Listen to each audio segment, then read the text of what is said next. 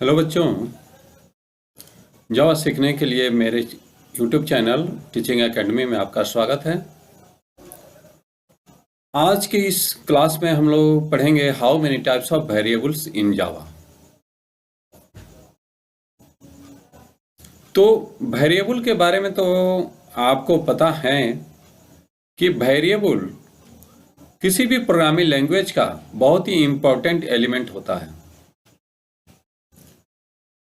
इसका उपयोग हम प्रोग्राम एग्जीक्यूशन के दौरान कुछ वैल्यूज को स्टोर करने के लिए करते हैं। वैसे वैल्यू जिस पर कि नेक्स्ट हम प्रोसेसिंग करेंगे या हमारा आउटपुट डिपेंड करता है, वैसे वैल्यू को स्टोर करने के लिए वेरिएबल की ज़रूरत होती है। वेरिएबल एक मेमोरी लोकेशन होता है सेकेंडरी मेमोरी में। जब तक हम किसी प्रोग्राम को कंप्लीटली एग्जीक्यूट करते हैं तब तक वो इन सारे इंफॉर्मेशन प्राइमरी मेमोरी में रहता है और उस प्राइमरी मेमोरी के जिस लोकेशन पर वो सेव होता है उसी को हम वेरिएबल कहते हैं। तो क्वेश्चन है, how many types of variables in Java? Variables are memory locations where user of a program can store their information। Variable memory location है, मेमोरी में एक प्लेस है जहां पर कि प्रोग्राम के यूजर या सॉफ्टवेयर का यूजर इंफॉर्मेशन को स्टोर करता है। There are 3 types of variables in Java। जावा में 3 तरह के वेरिएबल होते हैं, local variable, static variable and instance variable. और वन बाय वन इसके बारे में हम थोड़ा डिटेल से जान लेते हैं। तो पहला है local variable. A variable which is declared inside the body of the method और method parameter is called local variable. Simple भाषा में कहा जाए तो किसी भी फंक्शन के अंदर या फंक्शन के पैरामीटर के रूप में अगर कुछ वैल्यू हम पास करते हैं तो वो किसी न किसी वेरिएबल के माध्यम से ही पास करते हैं। और वैसे वेरिएबल जो किसी फंक्शन के अंदर है या फंक्शन के पैरामीटर में काम कर रहे हैं तो वैसे वेरिएबल को हम लोकल वेरिएबल कहते हैं। लोकल वेरिएबल को डिक्लेयर करने का सिंटैक्स है, सबसे पहले हम लोग लिखते हैं, कोई भी यूजर डिफाइंड फंक्शन डिफाइन करते हैं तो सबसे पहले लिखते हैं रिटर्न टाइप, यानी कि वो फंक्शन जो हम डिफाइन करने जा रहे हैं वो क्या रिटर्न करेगा तो उसका रिटर्न टाइप देते हैं।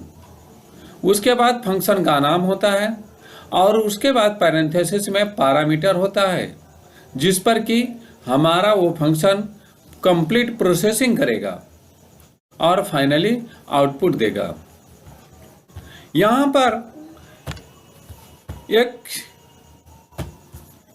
पर ये जो वेरिएबल जो डिफाइन किया गया है पैरामीटर के रूप में INT, इसी को हम लोग कहते हैं पैरामीटर के ये लोकल वेरिएबल हुआ।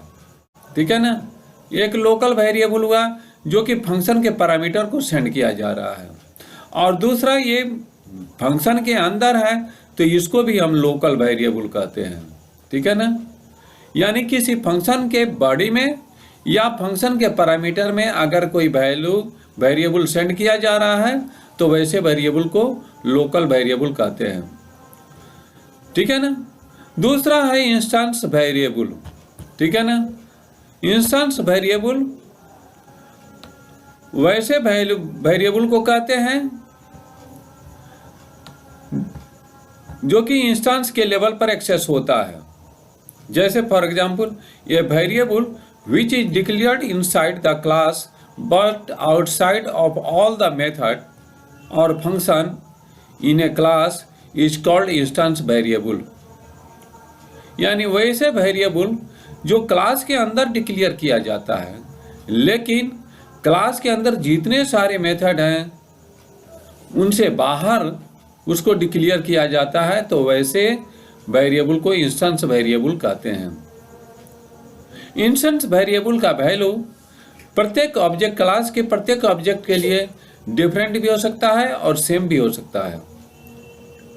इसको डिक्लेयर करने के लिए हम क्या करते हैं, सबसे पहले एक तो क्लास डिक्लेयर करते हैं, और क्लास के अंदर जो वेरिएबल हमने जो डिक्लेयर किया, जो कि हमारे मेन मेथड या अन्य कोई भी मेथड होता है, अन्य कोई मेथड है, जैसे यहाँ पर हमने क्या किया है, एक तो वेरिएबल डिक्लेयर किया है जो कि क्लास के अंदर है, लेकिन किसी मेथड के अंदर, चाहे वो सब मेथड हो और चाहे मेन मेथड हो, उसके अंदर डिक्लेयर नहीं किया गया है, तो वैसे वेरिएबल को इंस्टेंस वेरिएबल कहते हैं। ठीक है, ये ऑब्जेक्ट के हर ऑब्जेक्ट के लिए इसका वैल्यू सेम या डिफरेंट हो सकता है।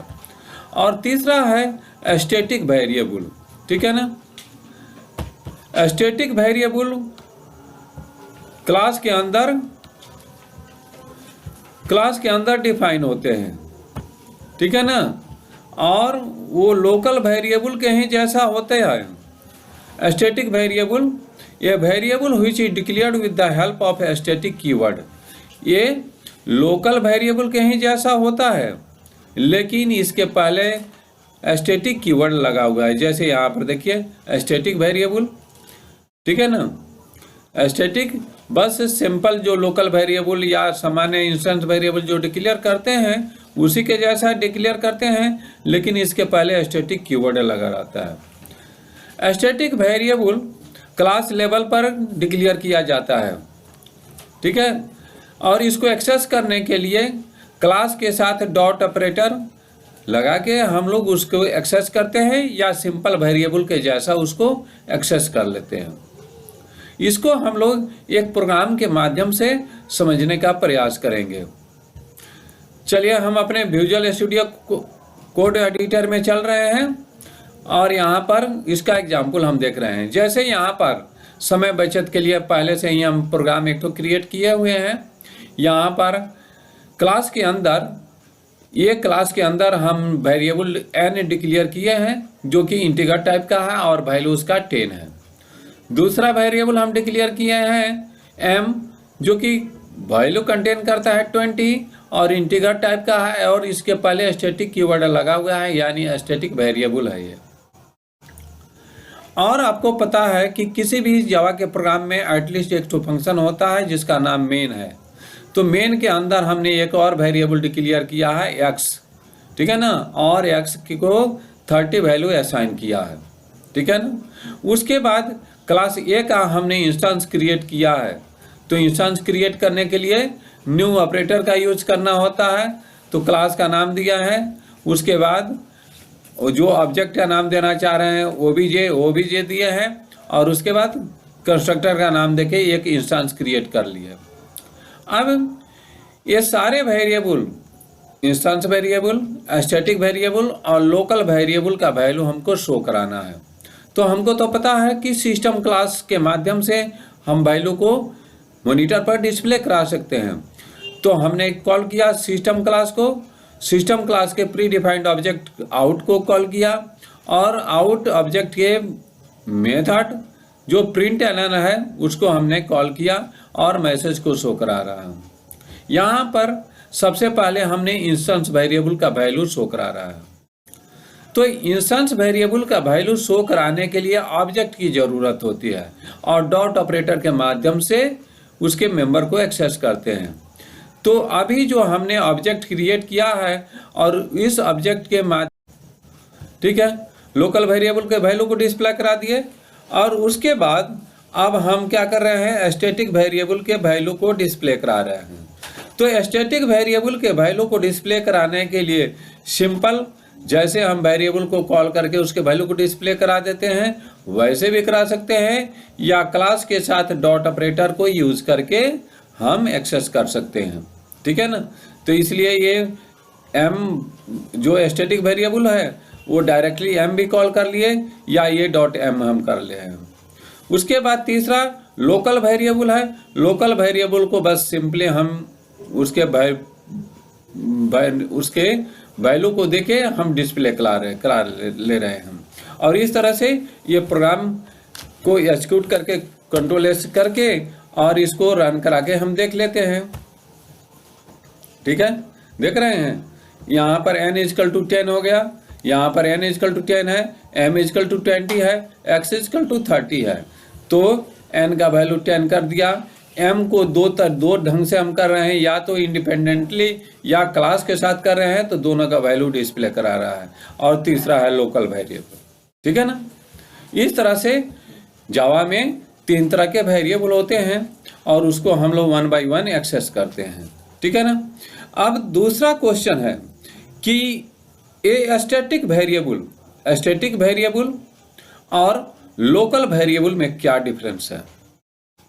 स्टैटिक वेरिएबल और लोकल वेरिएबल में क्या डिफरेंस है। तो लोकल वेरिएबल किसी फंक्शन के अंदर ही हम डिक्लेयर करते हैं। ठीक है ना। जब तक उस फंक्शन का एग्जीक्यूशन होता रहेगा तब तक वो वेरिएबल और उसका वैल्यू एग्जिस्टेंस में रहेगा, यानी उसके वैल्यू को हम एक्सेस कर सकते हैं। लेकिन जैसे ही वो फंक्शन जिसमें लोकल वेरिएबल को डिक्लेयर की डिफाइन किया गया है उसका एग्जीक्यूशन समाप्त होगा, उसका एग्जिस्टेंस भी समाप्त हो जाएगा। जबकि स्टैटिक वेरिएबल का फीचर है कि वो पूरे प्रोग्राम एग्जीक्यूशन के दौरान वो वैल्यू कंटेन किए रहेगा। ठीक है ना। वो किसी फंक्शन में आपका कंट्रोल किसी भी प्रोग्राम के किसी भी पार्ट में हो, लेकिन स्टैटिक वेरिएबल का वैल्यू हमेशा रहेगा। इसको भी हमने एक एग्जाम्पल के माध्यम से समझाने का प्रयास किया है। यहाँ पर हमने एक तो बी क्लास क्रिएट किया है, उसके अंदर स्टैटिक वेरिएबल ए डिक्लेयर किया है। दूसरा एक फंक्शन है, फन नाम का फंक्शन है, जो कि वॉइड रिटर्न करता है, और इसमें एक तो लोकल वेरिएबल बी हमने डिक्लेयर किया है और बी को भी 10 हमने असाइन किया है। उसके बाद ए और बी दोनों का वैल्यू हम डिस्प्ले करा लिए। डिस्प्ले कराने के बाद ए के वैल्यू को एक इंक्रीज कर दे रहे हैं और बी के भी वैल्यू को एक इंक्रीज कर दे रहे हैं। ये हमारा फंक्शन है, यूजर डिफाइंड फंक्शन। और इस फंक्शन को अब मेन फंक्शन के अंदर हम कॉल कर रहे हैं। ठीक है ना। तो कॉल करने का तरीका होता है कि फंक्शन का नाम देते हैं और पैरेंथेसिस का सिंबल देते हैं। तो इस फन फंक्शन को 2 बार हमने कॉल किया है। ठीक है ना।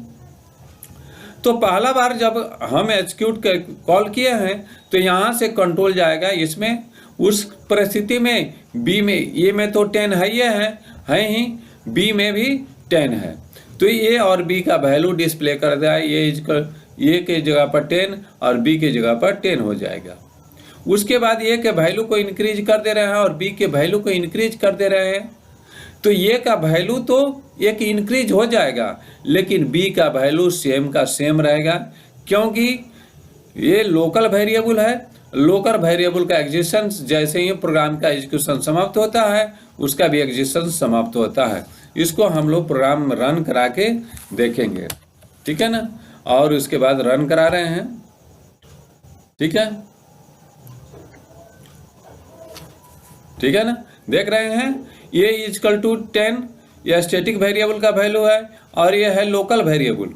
यहाँ पर ये का वैल्यू पहले डिस्प्ले करा रहा है, उसके बाद बी का वैल्यू।